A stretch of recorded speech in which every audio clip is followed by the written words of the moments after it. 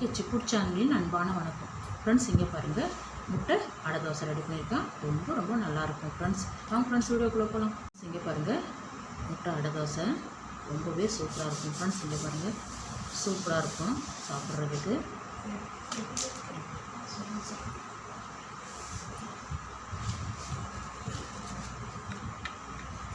பொட்டுக்கடலை தேங்காய் சட்னி தான் ரெடி பண்ணியிருக்கேன். ரொம்பவே நல்லாயிருக்கும் ஃப்ரெண்ட்ஸ் சாப்பிட்றதுக்கு. தோசை எவ்வளோ நைஸாக இருக்குது பாருங்கள்.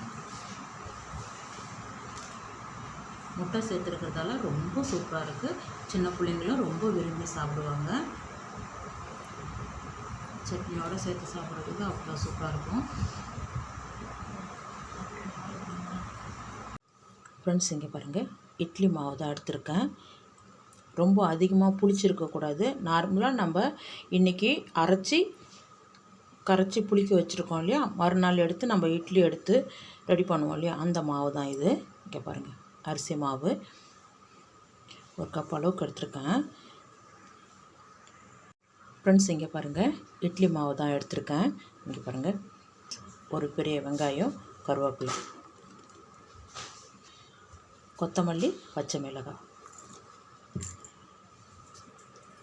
ஒரு 5-6 மிளகு, 1/4 டீஸ்பூன் மஞ்சள் பொடி, 1/2 டீஸ்பூன் கார மிளகாத்தூள், இஞ்சி பூண்டு பேஸ்ட்டு 1/4 டீஸ்பூன்.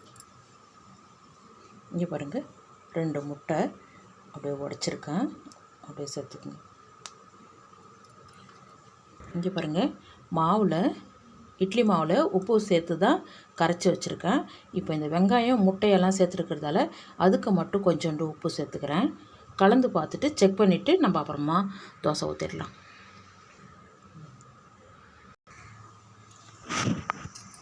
அப்படியே நல்லா கலந்து விடுங்க. எல்லா மாவுலேயும் இந்த வெங்காயம் முட்டை எல்லாம் நல்லா கலந்து வரணும். இங்கே பாருங்கள் ஃப்ரெண்ட்ஸ், நல்லா கலந்தாச்சு. உப்பு இருக்கான்னு கொஞ்சம் பார்த்து செக் பண்ணிக்கோங்க. ரொம்ப தண்ணி இருக்கக்கூடாது. நம்ம தோசை எப்படி எடுப்போமோ அந்த அளவுக்கு தான் மாவு கலந்து இருக்கணும் ஃப்ரெண்ட்ஸ். இங்கே பாருங்கள், மாவு நல்லா கலந்தாச்சு. இங்கே பாருங்கள், தோசைக்கல் வச்சுருக்கேன். தோசைக்கல் நல்லா காயுது. மாவு எடுத்து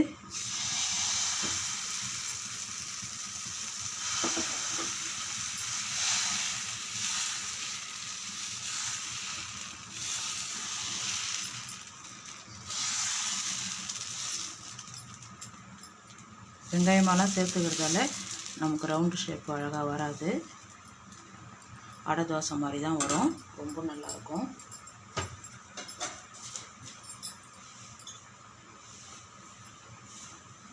அப்படியே எண்ணெய் விட்டுடுங்க. உடனே திருப்பிடாதீங்க, கொஞ்ச நேரம் வேகட்டும். இங்கே பாருங்கள், நல்லா தோசை வெந்ததுக்கான உரமெல்லாம் அப்படியே அழகாக எடுத்துகிட்டு வரோம். இந்த டைமில் அப்படியே திருப்பி போடுங்க. எவ்வளோ ஒரு வாசனையாக இருக்குது பாருங்கள். கமன்னு முட்டை அடை தோசை ரொம்ப சூப்பராக இருக்கும். இங்கே பாருங்கள், நல்லா செவந்து வரட்டும். இந்த பக்கமும் ஒரு 2-3 நிமிஷம் திருப்பி அழகாக சேர்த்து போடுங்க. நல்லாயிருக்கும். செவரட்டும் தோசை நல்லா. ஃப்ரெண்ட்ஸ், இங்கே பாருங்கள்,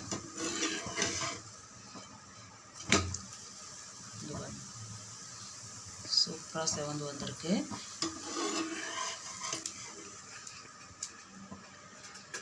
வாங்க ஃப்ரெண்ட்ஸ், சாப்பிட போகலாம். பாருங்கள் ஃப்ரெண்ட்ஸ், அப்படியே தட்டுக்கு மாற்றிடுங்க.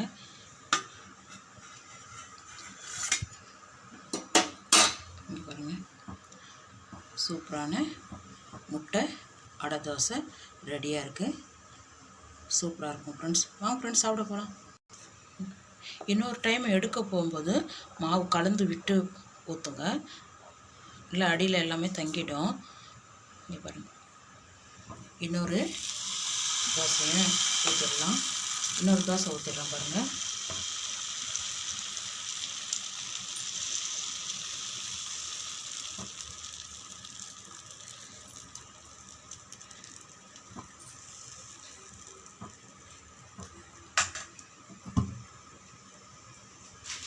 கொஞ்சமாக எண்ணெய் விட்டுடலாம்.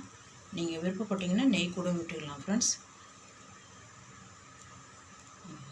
நல்லா செவந்த பிறகு எடுத்துடுங்க. மீதி இருக்கிற மாவெல்லாம் இதே மாதிரி தோசை ஊற்றிடுங்க ஃப்ரெண்ட்ஸ். இங்கே பாருங்கள்,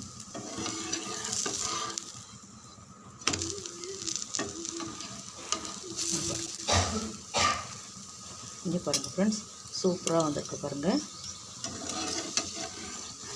அதை எடுத்துருங்க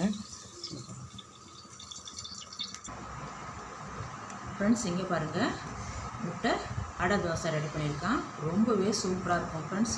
இந்த சட்னி போட்டுக்கால தேங்காய் சட்னி வச்சுருக்கான். ரொம்ப நல்லாயிருக்கும் ஃப்ரெண்ட்ஸ். இந்த வீடியோ பிடிச்சிருந்தா லைக் பண்ணுங்கள், ஷேர் பண்ணுங்கள், கமெண்ட் பண்ணுங்கள், சப்ஸ்கிரைப் பண்ணுங்கள். மறக்காமல் பக்கத்தில் இருக்கிற பெல் ஐக்கானை கிளிக் பண்ணுங்கள். Thank you friends.